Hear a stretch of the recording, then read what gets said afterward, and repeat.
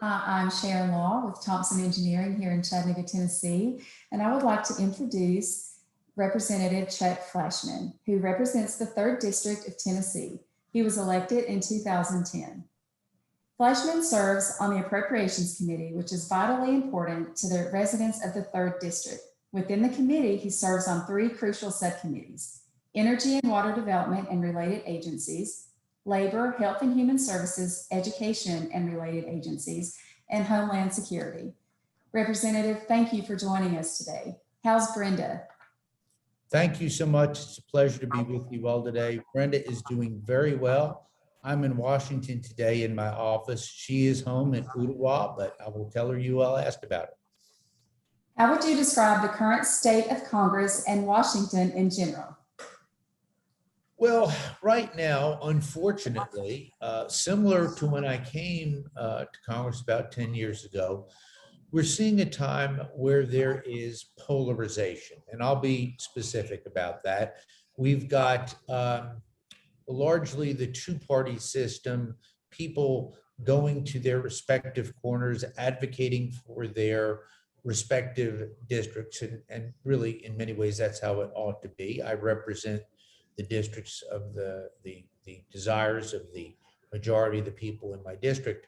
But right now it's a bit partisan, but I'm the eternal optimist. It is polarized, it is partisan, but I came to Congress to get things done. I've been able to accomplish quite a bit in my 10-year tenure, actually in my 11th year. So serving on the Appropriations Committee, it gives me an opportunity to still be a very active member. So I'm going to continue to be that optimist, to work towards getting more done. But candidly, right now, we are a bit polarized. You serve on the Appropriations Committee. Describe the role it plays in the legislative process. Well, the Appropriations Committee is a coveted committee. The vast majority of members of Congress, whether they're Republicans or Democrats, are known as authorizers. Those are people who would basically make the laws, if you will. If there was a bill out there telling people what to do, authorizers do that. So the extreme minority of people in Congress, and I'm in that group, are appropriators. And what that means is whether you're a Republican or a Democratic member of the Appropriations Committee, this is the committee that controls all of the spending, especially the what we'd call discretionary spending in Congress. What does that mean? Defense, education, energy and water, you name it. If it's out there on the non-mandatory side of the spending equation, it goes through my committee. Out of 9 members in Tennessee in the House, I'm the only member, Republican or Democratic, who serves on that committee. Historically, that has not been the case. Historically, Tennessee has had, before I got there, 2 members on the Appropriation Committee, usually 1 Republican and 1 Democrat. So now I am the only member on the committee of our 9 delegations. So it's critically important. What does that mean? That means that funding for the Chattanooga Oak Ridge partnership that is out there between our great national lab and our great city of Chattanooga. By the way, the Chamber of Commerce has been a wonderful, strong catalyst and supporter of those endeavors. But I'm in a key place, in a key role, and right now I'm a senior appropriator. In your opening, you alluded to the fact that I'm on 3 key subcommittees of the 12 that are on the full committee. That's very important because even though I serve in the minority, my party, the Republicans, are in the minority in the House, I still serve on 3 major subcommittees on the full Appropriations Committee. That is rare, but that is very important. Continuing resolutions have tended to be the way the government has been funded in recent history. Do you foresee a return to a more regular order on the budget process in the House? It's another great question. For somebody who would be watching that, what is a continuing resolution? Well, in a nutshell, it's a failure. And let me try to explain that, why it's a failure. Obviously, it's preferable to a government shutdown. We can have 3 things happen. We can have a budget bill passed, an annual appropriations budget bill passed. We can have a continuing resolution, or God forbid, a government shutdown. And during my 11 years, we have had the government shut down a few times. It is not pretty, it is not nice, and it is not good government. In my view, it's inexcusable. But I don't think there's any appetite for that. But being candid and honest with everybody, you've always got to put that out as a potential. But the next worst thing is a continuing resolution, because what that basically does, it takes the prior year's budget, whatever that looked like, whatever those priorities were, for example, in fiscal 2021, this year, and it duplicates that in 2022. So you get exactly what you got. It's a continuing resolution. It's a continuation of what we did the year earlier. And why is that not good? Well, first of all, it's a very lazy, ineffective way to do government. That means we didn't get a budget passed, but the needs of the nation have changed in a year. There may be more needs in the education area. There may be more needs in defense. There may be more needs in energy and water. I'll give you a prime example. Last year, fortunately, I was able to get full funding finally for the Chickamauga Lock project. That was $191 million. That has kind of ebbed and flowed over the years, but that project is fully funded. But certain years, you will need more dollars for certain projects, and other years, you will need less. The uranium processing facility in Oak Ridge, critically important, the largest construction project in the state of Tennessee's history. There have been years where we've been, gosh, well over $700 million while we were going upwards on a construction curve. Now we are on the downward side of that. That should be open by 2025. And the request this year will be probably about $520 million. What I mean by that is they just won't need as much money as they did the year before. But if you get a continuing resolution, you're just locked in. So, having said that, what is the chance of getting a real budget? Right now, this week, while everybody else in Congress is home, I'm up here working on appropriation bills, on all 12 appropriation bills. They will all be passed out of the full appropriation committee and then go to the floor. Some will pass, some will not. We hope our dear friends up the hall in a little place called the United States Senate work equally as well. Candidly, some years they do a better job than us in the House, and other years we do a better job than the Senate. There are some years that the Senate doesn't move their appropriation bills. Hopefully they will do that this year. So if both bodies do their job, do their work, and pass their appropriation bills, they can come together in what we call a conference, come up with an agreed upon budget, and then send it on to the president for his signature. Will that happen? It's an up in the air question right now. There's a lot of work. There's a lot more to be done. It is a contentious environment right now. It's a polarized environment, but appropriators, generally speaking, tend to work a lot better with others across the aisle and within the aisle to get things done. That's the very nature of an appropriator. So I'm going to remain optimistic. My point is I'm going to continue to work very hard to get things done. We know you will. As you said, infrastructure's been the hot topic in Washington for several months now. The House recently passed a bill. The Senate has a bipartisan framework on a larger infrastructure package. Where do you think this legislation goes in the coming weeks? I'm very concerned. Sometimes it's day to day the way I feel about that. I did not vote for the House bill, and let me tell you why. To me, infrastructure means roads, it means bridges, it means broadband, it means locks and dams, things that a third grader would call infrastructure. It is not a social justice bill. It is not a Green New Deal. And unfortunately, that's what we have seen in the House bill. But just recently, Senator Schumer, the majority leader in the Senate, came out with a $3.5 trillion bill, took it in the wrong direction and loaded it up with all of those things that will just be totally unpalatable to myself and to members of my party. So what is the solution? To get back to basics, come up with a bill that is reasonable in size, and I'll be specific, $900 million to $1 trillion, I think we could agree upon, and then do a traditional infrastructure bill that is responsibly funded. Roads, bridges, locks, dams, infrastructure, internet, broadband, those type of things that the average American will say, yes, that ought to be in an infrastructure bill.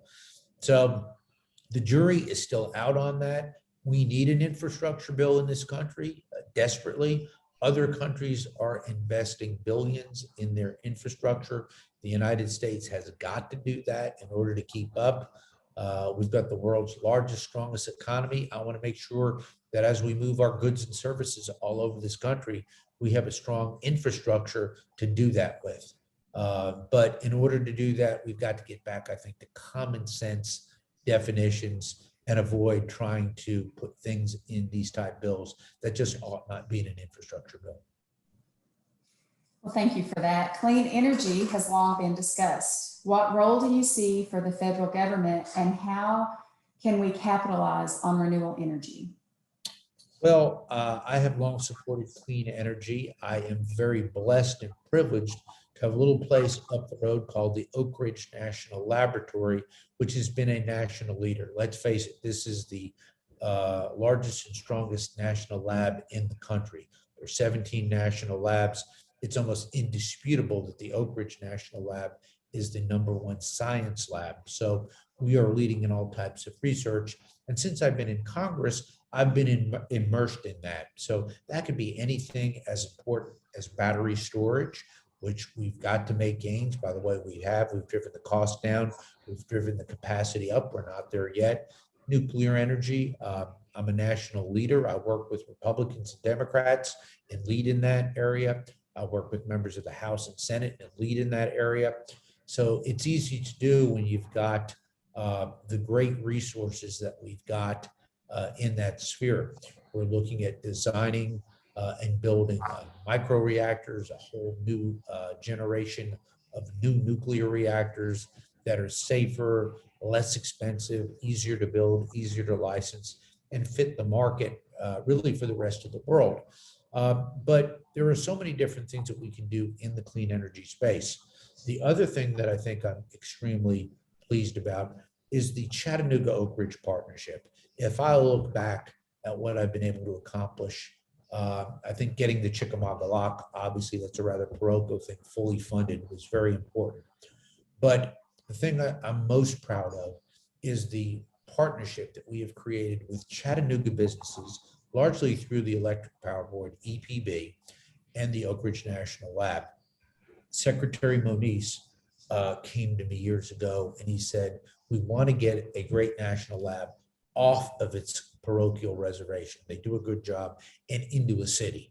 And I said, that's great. I've got the city for you. I've got the greatest mid-sized city in the world, the strongest chamber of commerce in the world. I think the greatest business community in the world in Chattanooga. Go to Chattanooga, you won't regret it. Nobody did. It's been mutually beneficial. So all of this means that there's going to be a lot of work on clean energy. We want to make sure, absolutely certain, that as we move forward, that we can take these ideas to market and that they will work. But I've talked to world leaders about what we're doing in clean energy, and our technological ability is incredible. But I also want to make sure our friends in the private sector, particularly in Chattanooga, have a shot at that. Last year was very difficult for many of us. Congress stepped up to the plate in a big way to address the COVID-19 pandemic, sending trillions of dollars into the economy. Where do you see federal spending headed as we move away from the economic fallout from the pandemic, and the debt ceiling expires on July 31st? So is there a concern that it will not be raised by the deadline? It's another excellent question. And let's talk about where we are right now. And this does concern me, but I want to talk about the different drivers of debt and be abundantly candid with our listeners. When I came to Congress, the federal national debt was about $15 trillion. Currently, it approaches $30 trillion. Now, at the inception, I was talking about what I do in Congress. And I was totally honest and transparent about that. I'm the appropriator. I sit in the Appropriations Committee. And what does the Appropriations Committee do? They spend on the discretionary side. Now, where is the problem? The problem driving our federal deficits has been for decades the mandatory spending programs. That right now is over 70% of our federal budget. Let me put that in a snapshot. That would mean that if we were a family at a dinner table and we were sitting down doing our budget, if 70+% of it was already spent and decided on things that we couldn't budget for, it was automatically recurring. And what are those things? Social Security, Medicare, Medicaid, interest on the national debt, probably about 85% of the Affordable Care Act. These are automatically recurring things.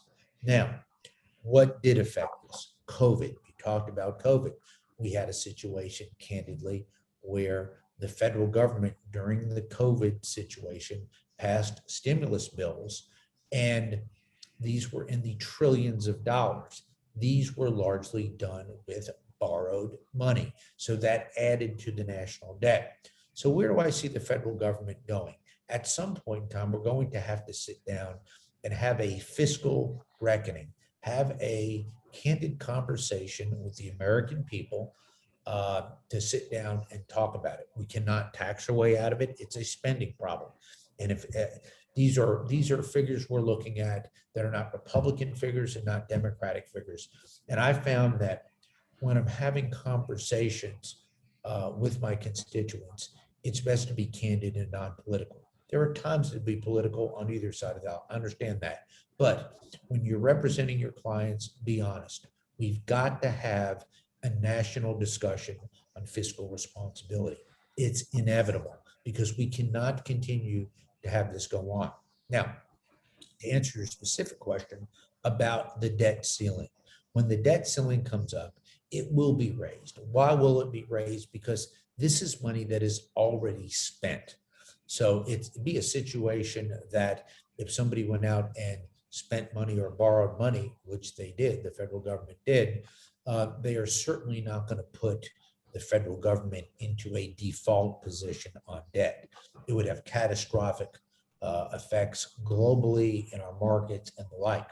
I think the real solution is going to be, before that debt gets addressed and that debt limit raised to accommodate what we've already spent, to sit down to see if we can get some form of fiscal structure, fiscal responsibility put into place.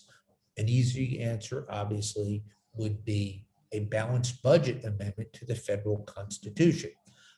There is no appetite for that. I have voted for that, but our great state of Tennessee, by constitution, by state constitution, requires a balanced budget every year. Some states do and some states don't.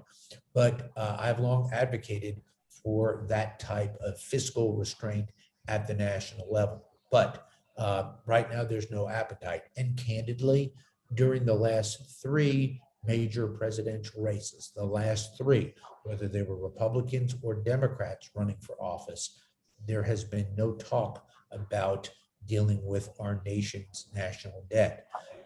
That, I think, is sad. I think we need to have that discourse because younger people such as yourself and other people watching, you have that debt out there on each American citizen.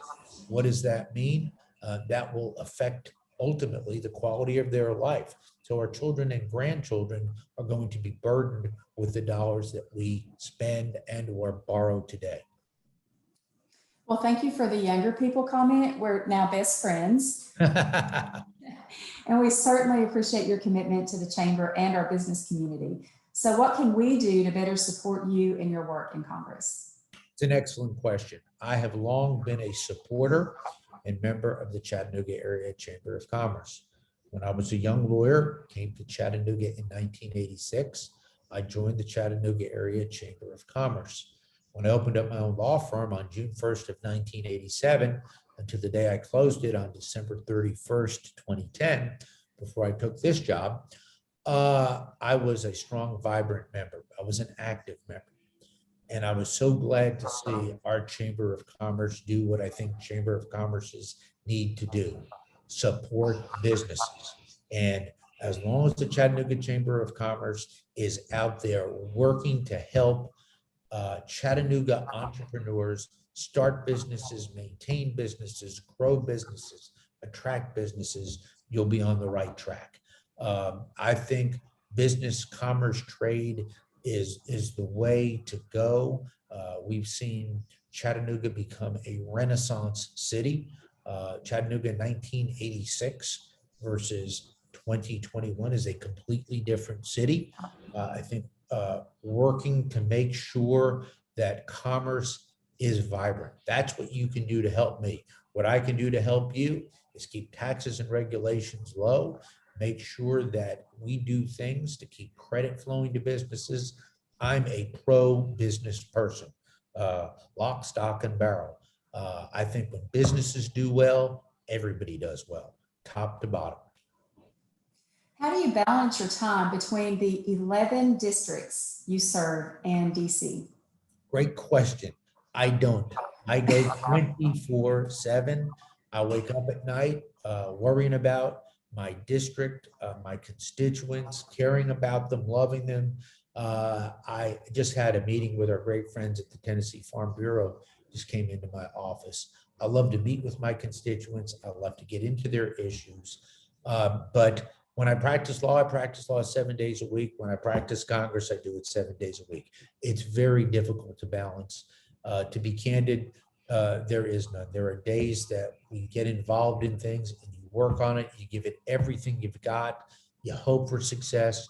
Most of the time you win, sometimes you don't. If you don't, you get up the next day and you say, how do we better address this issue? And I just want my constituents to know that whether they're in Hamilton County or in rural Scott County or in Oak Ridge, I love my job. I love representing them. I said when I was a lawyer, and I was a very successful lawyer, that I chose my clients wisely. If you represent good clients as a lawyer, you win more cases. If you represent great people, and I represent great people in Chattanooga and Hamilton County and throughout the 3rd District, you can do a really good job and be a star in Congress. I attribute my success up here on the Hill and my good reputation to the great people I represent back at home. Time and time again, you impress me, whether it's in Hamilton County, again, any of my 11 counties, the people are great, your values are great, you're moving our country forward in a way that I can take you all as a shining example and hold you up to the rest of the nation and say, this is what we're doing in the great state of Tennessee and why. And time again, I'm right. What was your first job and what lesson did you learn that you still use today? Wow. My first job was probably working for an art firm, packaging posters. I'm going to date myself now. I'm 58. This was in the late 70s, mid to late 70s. And I got to go work for an art firm. And I learned an awful lot because I got a great appreciation for the arts. As you know, in Congress, I'm a strong advocate for the humanities. I write, that is my gift. I've just written 2 novels. I'm working on a 3rd one. I love the flexibility of fiction. I have a lot of friends who write nonfiction and they're great at it, but I prefer fiction. But the arts are so important, music, but all of the arts and all the humanities. Having said that, I learned a lot. I learned responsibility. I got a nickel for every cutout I did. These were cardboard cutouts that I would put at the end of tubes. So there were 2 ends of tubes, so I got a dime a piece, and I was glad to get that. But I knew the harder I worked and the more of those I cut out, the more money I would make. So I learned a great appreciation for the arts. This was the era where people were putting posters on their wall. Every once in a while, I'll walk into a retro office and I'm happy, and I'll see an old poster from the late 70s or early 80s when museums used to have a show or something. They would have a poster, whether it was Degas or Monet and that type thing. It was great. So I learned respect and appreciation for the free enterprise system. I always had an appreciation for hard work. My second job was scrubbing floors at McDonald's for $2.10 an hour. Again, a great appreciation for hard work. I was 110 pounds then. I'm about 150 now by comparison, but I remember carrying that wash bucket of dirty water, sloshing around and getting it all over myself and just going home dead tired. But an appreciation for hard work, for seeing people raise themselves up. I was the first person in my family to get to go to college, made the most of it. So I learned respect for the free enterprise system, admiration for the free enterprise system, great respect for capitalism. I'm all in on capitalism and I am against socialism. Well, my first job was in one of your districts in Campbell County, where my mom still lives today. I love Campbell County. Are you from Fallon or Jacksboro? Well, I'm from Jellicoe, so. You're from Jellicoe. Well, Yeah. you know, I feel sorry for the people in Jellicoe for one big reason. Jellicoe, by the way, is up on the Kentucky line, but it's the only part of Campbell County I don't represent. Really? Well, I grew up in Haversham, so no one knows where that is. It's near Stinking Creek. So I know where Stinking Creek is. That's right. I know how Stinking Creek got its name. But Campbell County is two of my counties. Bradley and Campbell are split, and it's 80-20. I've got the lower part of Campbell, and I've got the lower part of Bradley. There's, by the way, for our listeners, there's going to be a great redistricting. It happens every 10 years. Our state legislature does that. So we'll see what happens then. But I love Campbell County. It's a great place. And Jellicoe is a wonderful place. well, you certainly, my mother lives in Jacksboro, so you certainly. There you go. So one last question. We want to be mindful of your time. If you could recommend one book for our members to add to their bookshelf, what would it be? Well, on the fiction side, I'm a huge fan of Fitzgerald. I've always loved F. Scott Fitzgerald. So my favorite fiction work is The Great Gatsby. And I just think that's an outstanding book. But I do enjoy some of Hemingway's works as well. But now we have my works out there, so I don't know how they're going to. I was waiting on that. Get them published. We'll get them out there. Mine are political fiction and historical fiction, and quite good. It weaves in my political science, history background, and what I do now. So I've enjoyed that. Gosh, on the nonfiction side, I'm really a strong believer in reading political treatises. So I won't pick one, but I was privileged to be able to be schooled in the classics. So reading Plato and reading Aristotle and going back and saying, well, how did these ancient Greek philosophers come up with ideas about city-states? And then reading Roman historians, and then going up through The Wealth of Nations is a very good book as well. Reading books about what people think the body politic ought to look like, how it should function, and the like. And I'll say this, take out the United States Constitution sometime and read it. What really hurts me is when I go into a school, and I love to be with the school children, whether they're in elementary school, middle school, high school, or college, and just talk about American government, not Republican or Democratic government, but just American government. Forget the partisan politics and just talk about the sheer academics of things. It concerns me when so many young people have never taken the time to read the United States Constitution.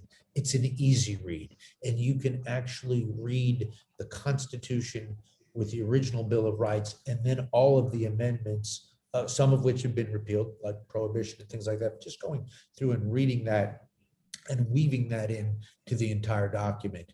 Because some people are shocked to believe that there was a time in this country where we did not popularly elect senators, that they were appointed from the legislative bodies. We amended our Constitution to have them do that. So I think a great read is the United States Constitution, But again, I make that strict delineation between fiction and nonfiction.